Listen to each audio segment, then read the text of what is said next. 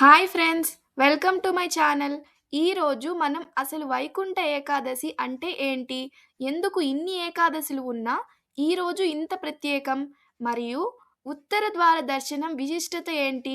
ఉపవాసం ఎందుకు ఉండాలి తెలుసుకుందాం. వీడియో ఎండింగ్ వరకు చూడండి, మిస్ చేయకండి. వైకుంఠ ఏకాదశి అనేది సాధారణ పండుగ కాదు. ఇది మోక్షానికి ద్వారం తెరుచుకునే దినం. హిందూ పంచాంగం ప్రకారం మార్గశిర మాసం శుక్లపక్షం ఏకాదశి తిథి రోజున వచ్చే ఈ పవిత్ర దినాన్ని వైకుంఠ ఏకాదశి అని పిలుస్తారు. అందుకే శాస్త్రాలు చెబుతాయి, ఏకాదశి వ్రతం వేల యజ్ఞాలకు సమానం. మరి వైకుంఠ ఏకాదశి ప్రత్యేకత ఏమిటి? సంవత్సరంలో వచ్చే 24 ఏకాదశిలలో అత్యంత మహత్తరమైనది వైకుంఠ ఏకాదశి. ఈ రోజున శ్రీమన్నారాయణుడు స్వయంగా వైకుంఠ ద్వారాన్ని తెరుస్తారని పురాణ విశ్వాసం. భక్తులు ఉపవాసం చేసి విష్ణునామస్మరణ చేస్తే పూర్వజన్మ పాపాలు నశిస్తాయని నమ్మకం. పూర్వం పాతాళ లోకంలో మురుడు అనే రాక్షసునికి మూరాసురుడు అనే కుమారుడు పుట్టాడు. చిన్న వయసులోనే అతనిలో అపారమైన బలము, అహంకారము కనిపించాయి. లోకాలను జయించాలనే కోరికతో మూరాసురుడు ఘోర తపస్సు ప్రారంభించారు. వేల సంవత్సరాల తపస్సుకు బ్రహ్మదేవుడు ప్రత్యక్షమయ్యారు. బ్రహ్మదేవుడు అడిగారు, నీకు ఏం వరం కావాలి అని. మూరాసురుడు, నన్ను దేవతలు, దానవులు, గంధర్వులు ఎవరు సంహరించలేని వరం ఇవ్వండి అని కోరారు. బ్రహ్మదేవుడు వరాన్ని ఇచ్చారు. వరంతో గర్వించిన మూరాసురుడు దేవలోకంపై దాడి చేశారు. ఇంద్రుని సింహాసనం ఆక్రమించారు. దేవతలను భయపెట్టాడు. భయంతో దేవతలందరూ శ్రీమన్నారాయణుని శరణు కోరారు. దేవతల రక్షణ కోసం శ్రీమన్నారాయణుడు మూరాసురుడితో యుద్ధం ప్రారంభించారు. ఆ యుద్ధం వేల సంవత్సరాలు సాగింది. మూరాసురుడు శ్రీ మహావిష్ణువుకి భయపడి పారిపోయాడు. అలాగే శ్రీహరికి క్షణకాలం విశ్రాంతి అవసరమైంది. అందుకే బదరికాశ్రమానికి సమీపంలోని ఒక గృహలో విశ్రాంతి తీసుకున్నారు. శ్రీహరి నిద్రిస్తున్న వేళ మూరాసురుడు ఆయన్ని సంహరించాల్సిన ఉద్దేశంతో గుహలోకి ప్రవేశించారు. అప్పుడే శ్రీహరి దివ్యశక్తి నుండి తేజోవంతమైన ఒక దేవత అవతరించింది. ఆమె రూపం సూర్యకాంతిలా ప్రకాశవంతంగా, శాంతి శక్తి కలగలిసిన రూపంలా ఉంది. ఆమె పేరు ఏకాదశి దేవి. ఏకాదశి దేవి మూరాసురుడితో భయంకర యుద్ధం చేసింది. తన దివ్యశక్తితో అతని అహంకారాన్ని నాశనం చేసింది. అతన్ని సంహరించింది. నిద్రలేచిన శ్రీమన్నారాయణుడు అంతా తెలుసుకొని ఏకాదశి దేవిని ప్రశంసించారు. శ్రీహరి, నీకు ఏం వరం కావాలి అని ఏకాదశి దేవిని అడగగా, ప్రభు, నా ఏకాదశి తిథిన మీ భక్తులు ఉపవాసం చేసి మిమ్మల్ని స్మరిస్తే వారికి మోక్షం లభించాలి అని అడుగుతుంది. శ్రీహరి ఆనందంతో అలాగే జరుగుతుంది అని ఏకాదశి తిథికి వరం ఇస్తారు. ఇప్పుడు వైకుంఠ ఏకాదశి దర్శనం ఉత్తర వాకిలి నుంచి ఎందుకు చేసుకోవాలో తెలుసుకుందాం. శ్రీహరి యోగ నిద్రలో ఉండగా ఆయన చెవుల మలినం నుండి 2 భయంకరమైన రాక్షసులు పుట్టారు. వారి పేర్లు మధుడు, కైటభుడు.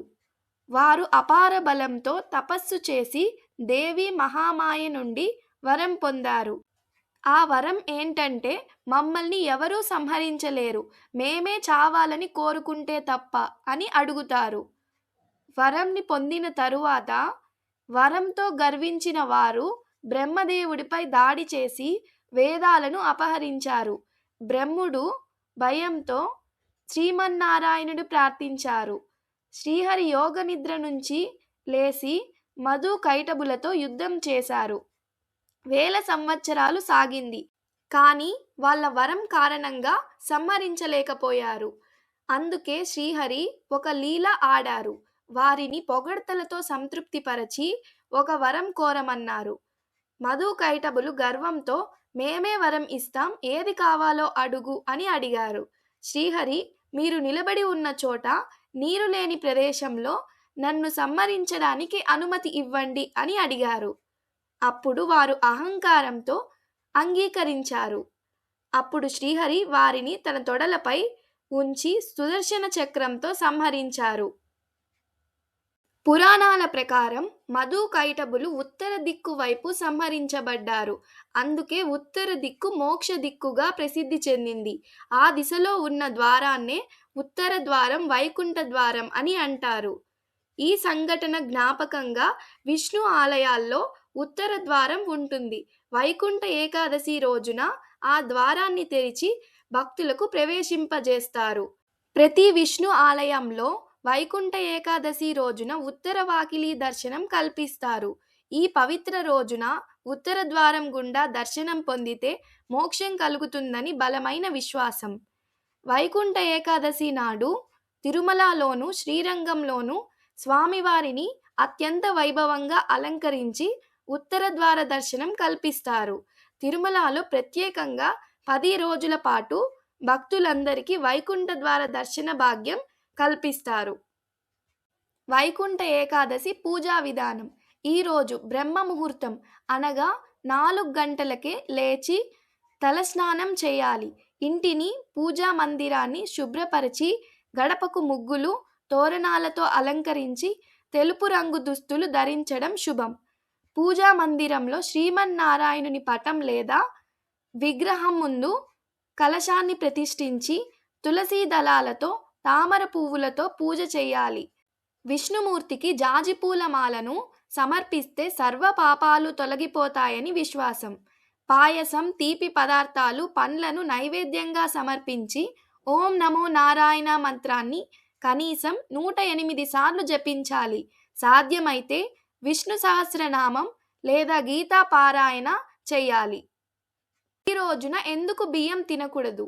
పురాణాల ప్రకారం ఏకాదశి రోజున ముర అనే దోషం బియ్యంలో నివసిస్తాడని అంటారు. మురుడు తామసిక, రాజసిక గుణాలుకి ప్రతీక. అందుకే ఏకాదశి నాడు బియ్యంతో చేసిన అన్నం తింటే మనసు మందబడి ధ్యానశక్తి కోల్పోతుందని విశ్వాసం. బియ్యం తినకుండా ఉపవాసం, జాగరణ ఆచరించడం ద్వారా మురుణ్ణి జయించి సత్వగుణం పొందుతారు. అదే మోక్షానికి మార్గం. ఈ రోజున పూర్తి ఉపవాసం గాని లేదా పండ్లు, పాలు మాత్రమే తీసుకోవాలి. వైకుంఠ ఏకాదశి ఉపవాసం మిగతా 23 ఏకాదశుల ఫలాన్ని ఇస్తుందని విష్ణు పురాణం చెబుతోంది. పూజను మధ్యాహ్నం 12 గంటల లోపు పూర్తి చేసి రాత్రి నామస్మరణతో జాగరణ చేయాలి. మరుసటి రోజు ద్వాదశిన తులసీ తీర్థం తీసుకుని అన్నదానం చేయాలి. వైకుంఠ ఏకాదశిని ముక్కోటి ఏకాదశి అని కూడా అంటారు.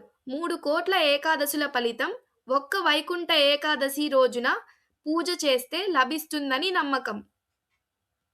అండ్ లాస్ట్లో ఇంకొక విషయం, కుదిరిన వారు మాత్రమే ఈ నియమాలను నిష్ఠతో ఆచరించండి. ఉపవాసం చేయగలిగిన వారే ఉపవాసం ఉండండి. ఈ రోజున భక్తుల రద్దీ ఆలయాల్లో చాలా ఎక్కువగా ఉంటుంది. ప్రత్యేకంగా తిరుమలలో టోకన్లు ఉన్నవారు మాత్రమే వెళ్ళండి. నారాయణుడు మన హృదయాల్లోనే నివసిస్తారు.